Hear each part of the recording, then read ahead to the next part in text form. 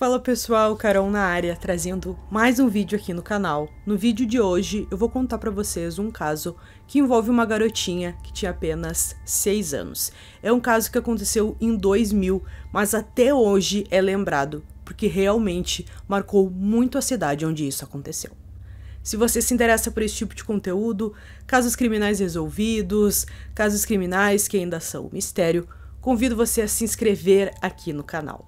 Todas as semanas eu trago esse tipo de conteúdo aqui pra vocês, 3 vezes na semana, então já se inscreve no canal se ainda não for inscrito, deixa um like nesse vídeo que isso ajuda muito, deixa um comentário também dando a sua opinião sobre esse caso e não esquece de ativar o sininho de notificações. Bora pro vídeo!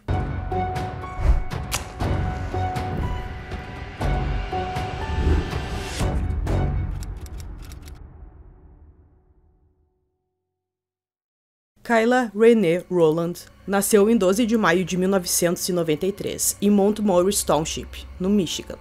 Ela foi descrita como uma garotinha muito gentil e sensível, que adorava acompanhar sua família todos os domingos na igreja. Ela adorava passar as manhãs assistindo seu programa favorito, o Barney. No ano 2000, ela estava com 6 anos e era aluna da Beale Elementary School. Em sua turma, ela era a principal leitora. Sempre que a professora pedia para os alunos lerem algum texto, ela sempre se candidatava. No dia 29 de fevereiro de 2000, Kyla chegou para suas aulas, o que parecia ser mais um dia normal. A escola estava situada no coração de um bairro difícil, repleto de desemprego e uso pesado de drogas. Naquele dia, alguns alunos estavam em fila, esperando para entrar na sala de aula, enquanto outros já estavam em suas cadeiras se organizando para o início da aula. Uma das alunas que já estava na sala era a Kyla. Ela estava bem concentrada arrumando o seu material ali para mais aquele dia de aula. Enquanto isso, a professora Alicia Jude saiu por um breve momento e foi verificar as crianças que ainda estavam no corredor. Quando a professora saiu da sala de aula, Dedrick Owens, também de 6 anos, abordou Kyla. Ele parou na frente da garotinha e disse a seguinte frase: "Eu não gosto de você." E Kyla respondeu: "E daí?" Dedrick não disse mais nenhuma palavra. Ele apenas pegou uma arma que estava escondida dentro de suas calças e atirou em Kyla. A bala atingiu alguns de seus órgãos vitais. Foi possível ver que no blusão que a Kyla estava usando naquele dia ficou uma mancha de sangue que foi crescendo. Ela estava caída no chão e tinha um outro coleguinha dela por perto. Ele estava bem assustado com tudo aquilo e ela conseguiu falar para ele a seguinte frase: "Eu acho que vou morrer."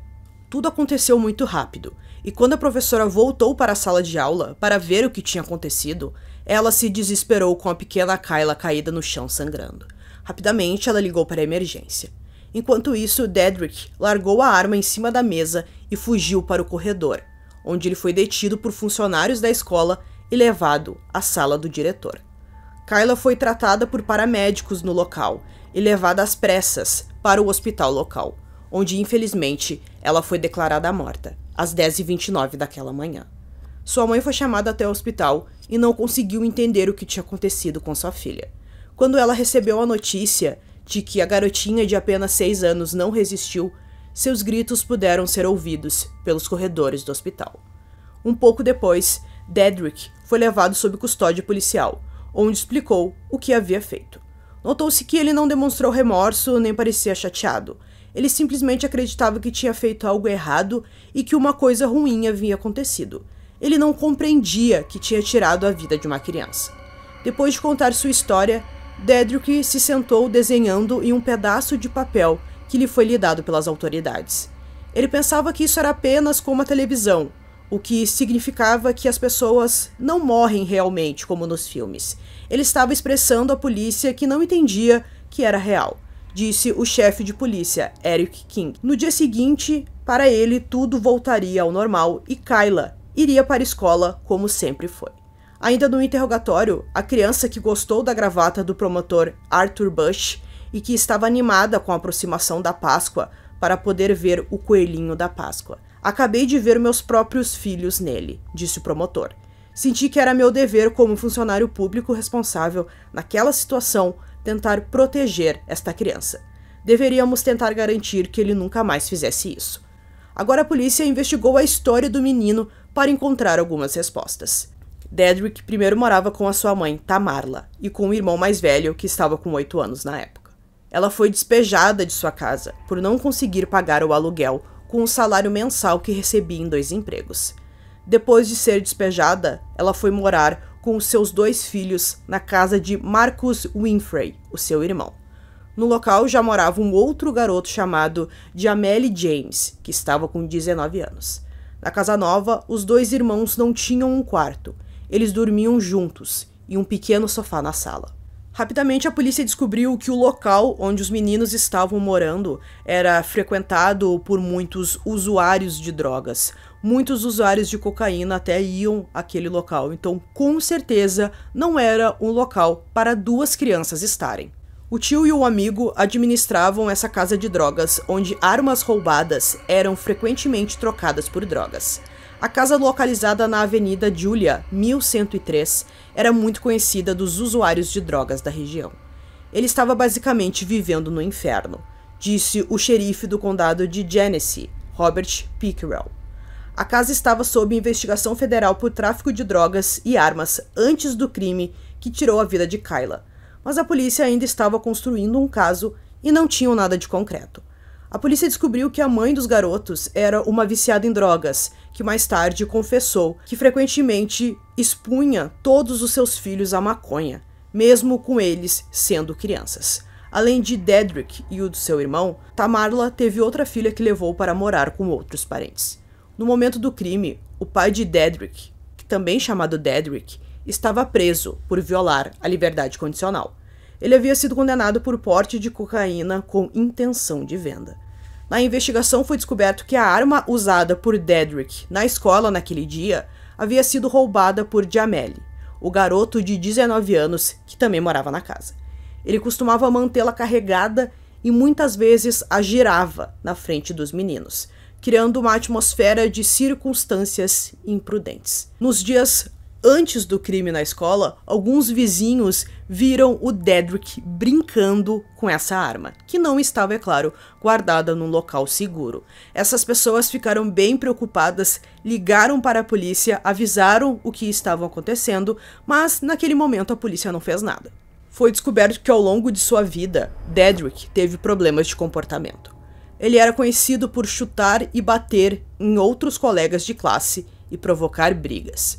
Um colega de classe lembrou como Dedrick deu um soco nele depois que ele se recusou a lhe dar um lanche que ele estava comendo.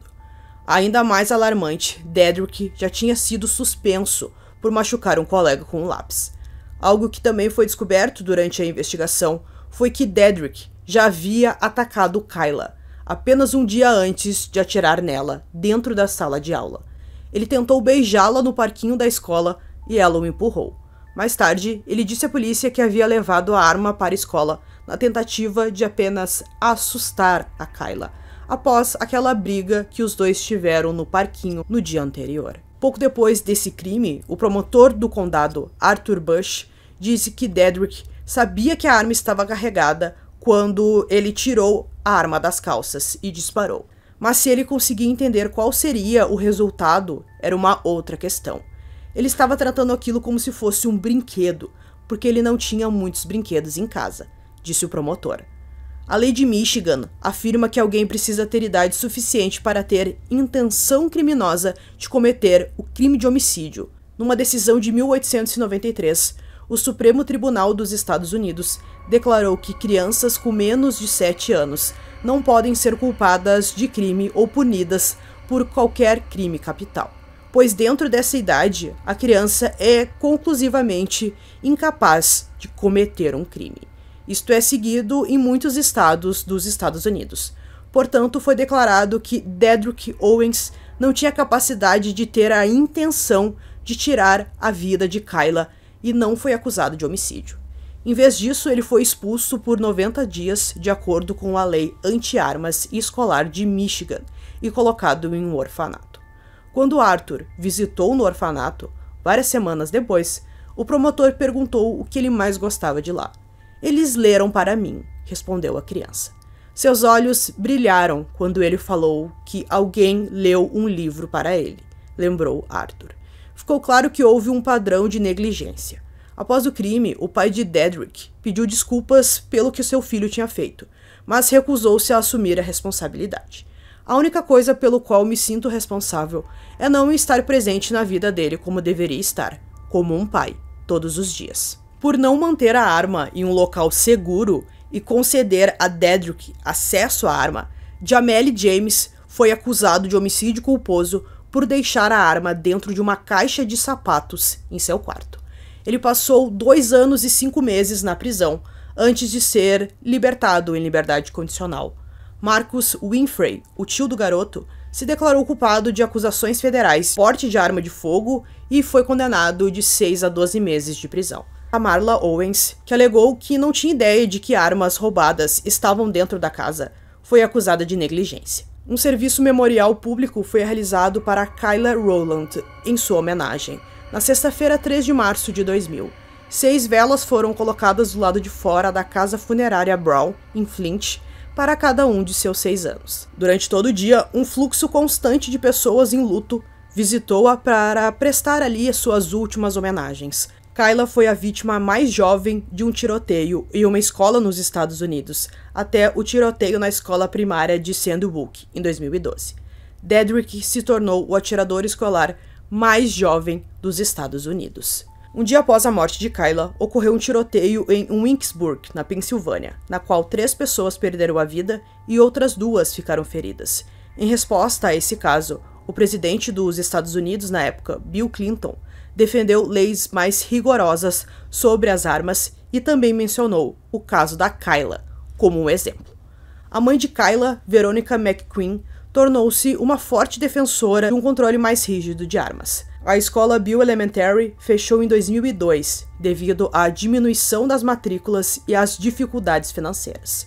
A escola foi fortemente danificada por um incêndio criminoso em 2005 e foi demolida em 2009. Uma placa é tudo o que restou da escola. Felipe Gatica mora a 1 quadra da escola e lembra daquele dia como se fosse hoje. Foi um momento de mudança em nossas vidas. Após o tiroteio, ele disse que o comércio foi embora e o bairro sofreu. Nunca pensamos que a nossa comunidade cairia assim. Felipe tinha 15 anos quando o tiroteio aconteceu. Ele disse que isso o ensinou a não ser descuidado com armas. Se a arma cair na mão errada, será um resultado muito ruim. 20 anos depois, a mãe de Kyla ainda está se recuperando e muitos se lembram de uma vida que terminou cedo demais.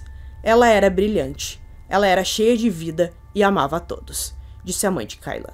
No 20º aniversário do crime, em 29 de fevereiro de 2020, a mídia noticiou que Dedrick Owens, que atirou em Kyla Rowland, morava agora em Bay City, no Michigan. De acordo com registros do tribunal, ele foi condenado aos 18 anos por um crime relacionado a acusações de invasão de domicílio em 2º grau e furto em uma casa em Bay City, em 23 de abril de 2012.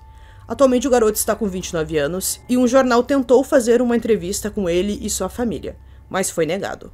Uma declaração da mãe de Dedrick disse o seguinte: "Estamos bem, como uma família novamente." Então, gente, concluindo esse caso aqui pra vocês, terrível a gente imaginar que uma criança de 6 anos, os dois tinham a mesma idade, foi capaz de tirar a vida de outra criança dentro da escola ainda. A gente viu que o local que ele morava, com certeza, não era um local adequado para uma criança se viver e, infelizmente, tudo isso aconteceu. É realmente um caso muito marcante. Deixem aqui nos comentários o que vocês acham, qual a opinião de vocês sobre isso. Então espero que vocês tenham gostado desse vídeo. Esse foi mais um vídeo aqui no canal Durmam Bem e até o próximo.